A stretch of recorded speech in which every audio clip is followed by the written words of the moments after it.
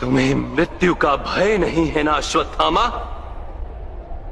मैं तुमसे तुम्हारी मृत्यु ही खींच लेता, तुम्हें अमर होने का अभिशाप देता हूं। तुम्हारे शरीर का अंग अंग गलेगा, तुम्हारे रुएं रुएं से रक्त और पीप बहेगा। तुम्हारे निकट कोई नहीं आएगा अश्वत्थामा। अकेले समय के अंत तक पृथ्वी के कोने कोने में भटकते रहोगे।